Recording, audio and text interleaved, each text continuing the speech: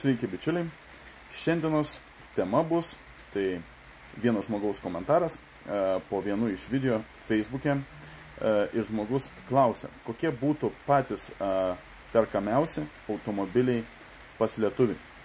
Tai vėlgi, jeigu kalba eitų apie pačius perkamiausius automobilius, tai galėčiau lyginti tik tais, ką galiu pasakyti iš savo patirties. Tai čia reiktų žiūrėti į modelius, kuriuos dažniausiai užsako pas mus, kad surastumėm. Tai kaip pavyzdys. Labai populiarus automobilis, kurio lietuviai ieško, yra Audi Q5. Audi Q5 būtent nuo 2014 metų. Dažniausiai ieško 2 litrų dizelio. Taip pat pasitaiko, kad ieško 3 litrų dizelio. Su 2 litrais dizeliu viskas tvarkoje, pasirinkimas rinkoje nėra prastas, taip kad surasti tokį automobilį galime greičiau. Kas liečia 3 litrus, 3 litrų pasirinkimas yra nedidelis, todėl galim sakyti, tai yra deficitinis modelis.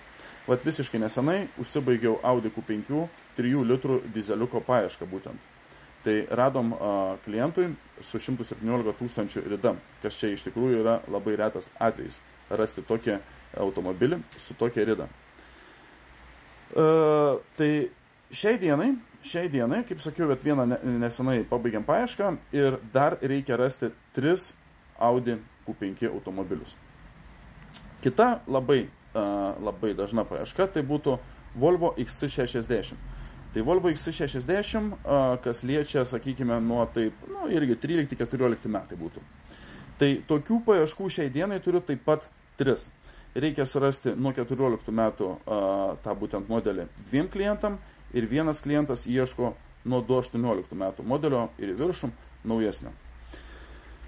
Tai su šitais variantais taip pat, bičiuliai, iš naujesnių tų, sakykime, kas liečia iki 30 000 eurų, jeigu ieškosim, tai mažas pasirinkimas, taipogi reiktų tokiam automobiliui, sakyčiau, taip maždaug apie 33 000, tada rinka būtų platesnė.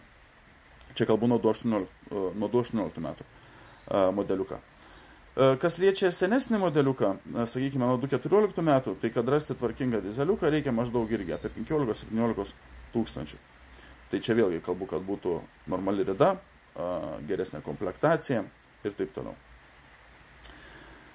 Trečias, sakykime, pagal populiarumą automobilis, kurio ieškome, tai būtų 5 serijos BMW. 5 serijos BMW, tai, sakykime, lygiai taip pat perka tiek 2 litrus, tiek 3 litrus. Čia negalėčiau skirti, kuris būtų labiau ieškomas. Nors vis dėlto galbūt labiau lietuvis linksta ties 2 litrais. Vėlgi, kas nori remontuoti pigiau, kas nori važiuoti kažkiek ekonomiškiau. BMW šiai dienai turiu 5 vieną paiešką. Vieną paiešką turiu, nesenai vieną pasibaigiau, buvo 2 paieškos.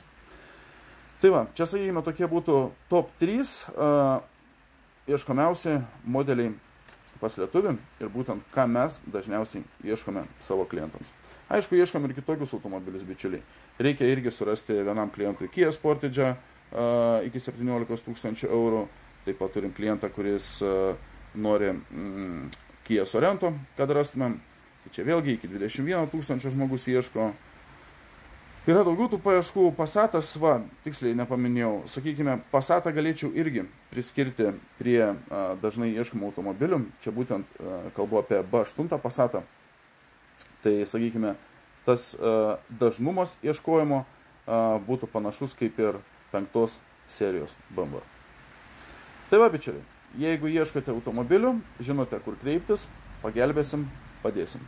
Jeigu šitas video buvo naudingas, kaip visada, paprašysiu pasidalinti, paspausti laiką, paspausti follow, jeigu dar to nesate padarę, ir palikti komentarą, ką jūs manote apie tai ir koks jūsų nuomonė yra pats populiariausias modelis lietuvių tarpe. Iki, bičiuliai, rytoj pirmadienis grįžtame daugiau į darbus.